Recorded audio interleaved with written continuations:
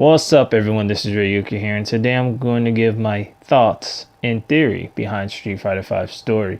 So before I continue on any more further, I just wanted to let you guys know that Street Fighter V does come out February 16, 2016, and that's literally like right around the corner. So yeah, with that being said, there's also a cinematic trailer that I'll put a link down below to, and I will also put the link down below to the life and death of Charlie Nash. Well, at least a guy explaining the story to the life and death of Charlie Nash, and as well as to other stuff revolving around the story before Street Fighter V. So in case you guys were wondering what's going on or trying to refresh your memory on certain things or wanting to know certain things that happened before Street Fighter V, I'll put the link down below to a few videos that are explaining these things, hopefully to your understanding. So now that I'm done saying all that, I can get to my theory behind Street Fighter V story. So the first thing I want to talk about is the Charlie and Alpha Bison fight. Yeah, so I'm calling Bison Alpha Bison for the reason that his hair is white. And though that sounds dumb to most people, to me, when I seen Bison looking like that was in the Alpha series. So I'm assuming Bison in this point in time in the story is like extremely powerful, pretty much. He's at boss status. That's what it is. And Bison's always been a boss, but here he's reigning. Like this is it. Like he's at his peak, at least in my view anyway. So some are wondering why is, in case they didn't read the life and death of Charlie, why is Charlie like this and why he has so much resentment towards or wanting to kill Bison. By now, most of you know, if you kept up with the Street Fighter story, that Bison killed Charlie. A jet came, blew him to bits, and that was pretty much it. No one knew what happened after that. But in the life and death of Charlie, you figure out that Gil and Yurine have a very big involvement with Charlie's return. And I don't want to spoil everything that happens in the life and death of Charlie, but there's a lot of interesting things going on there.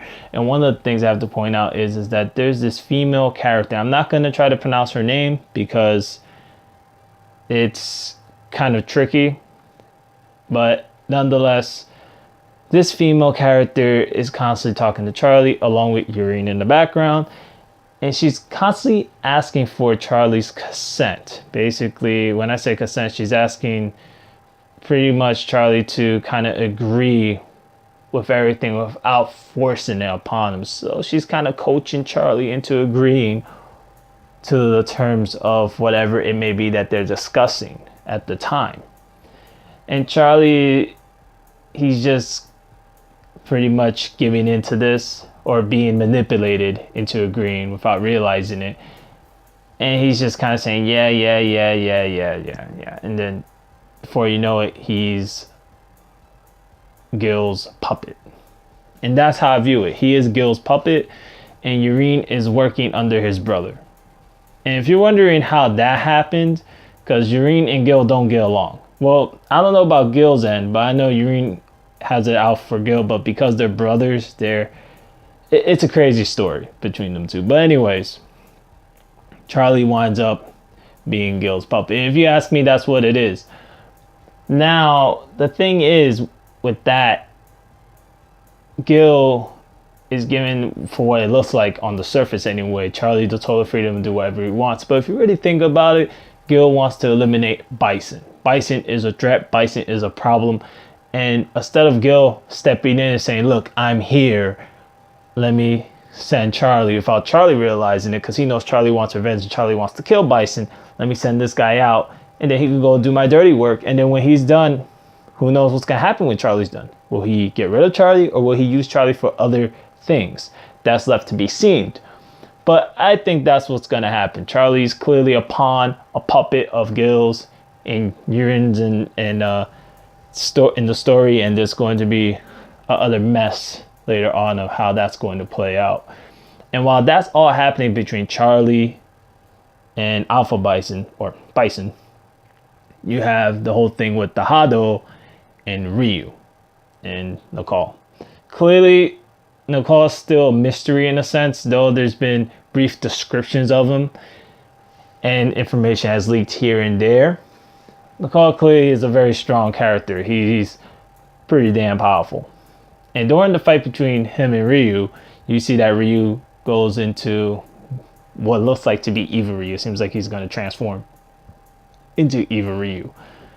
But what I'm hoping is that Ryu takes control over that form and turns into Shin Ryu, which would be a first if that was to happen, because there hasn't been no Shin versions seen of either Akuma or Ryu since forever. I mean, there's even an evil Ken, truth be told, but that's not in the Street Fighter series yet, but that was in other games.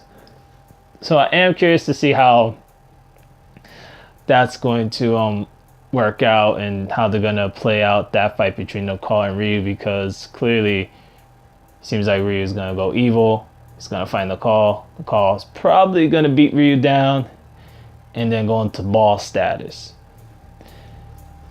And I've been hearing that, well, been not only hearing but reading in a lot of different places, that for my understanding that some think that Nicole has no control over the Hado, that he's just a chaotic killing machine for what it seems like, and he just wants to devour the souls or the essence of the ones that he defeats, the strongest opponents that he defeats anyway.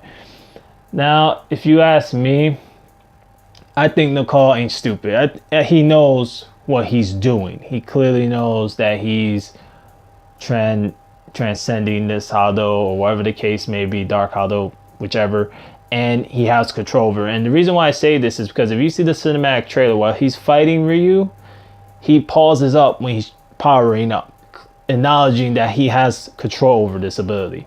And then he goes beyond that state, which, whether if he goes beyond that state or that was just a flashy trailer to end it off, making people wonder like myself, it seems like Nicole knows what he's doing. He knows that he has his power and he knows how to use it.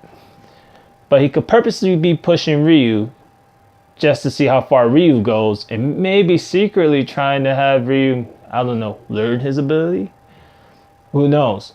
But no matter what, I think Nicole is a bad person. I think he's obviously the bad guy of the story, at least for now, and his intentions aren't good-willed. So clearly he wants to kill Ryu in some way.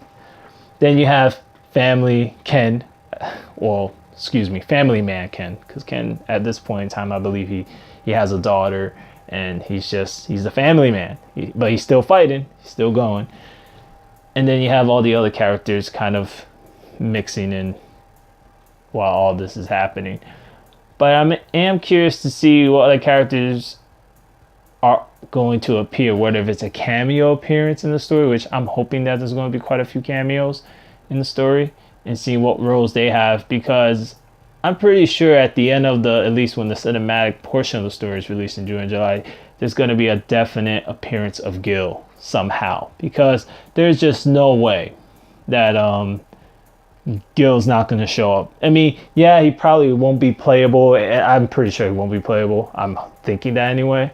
But to appear in the story wouldn't surprise me, because he's clearly pulling strings behind the scenes. Because once he takes out Bison, or once someone takes out Bison, whether if it's Charlie or Ryu, once Bison's out of the picture, he's going to clearly step in. Clearly something's going to happen there. So I'm just curious to see how that's going to turn out. So my theory is that there's going to be this epic showdown between Charlie and Alpha Bison. Charlie's not going to win that fight. I don't think he is. I think Charlie's going to pull up a pretty big fight, but it's just not going to work out the way Charlie has planned. And then at the same time, Ryu and Nicole are going to have their little showdown. Ryu most likely will beat Nicole because he's Ryu. Most likely he's going to beat him. And then something big is going to play out after that. So it's hard to tell who's going to be the boss in this game. I get the feeling that the story might go in two routes, maybe from two different perspectives, where you have one with Ryu's side and one with Charlie's side. Or maybe it's just going to be one straight story, and this is all just going to play out in some cinematic way. However that goes is going to be really interesting to see.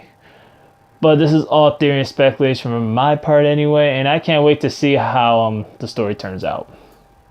At least the cinematic portion. As for the typical arcade version of the story, I think that's going to make people wonder more and more once they beat it, what's going on, because they're just arcade endings.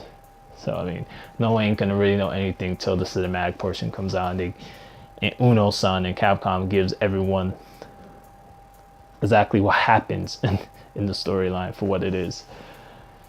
So yeah, those are my thoughts and theory behind the Street Fighter V story, but nothing is final until it all comes out in June or in July, at least the cinematic story anyway.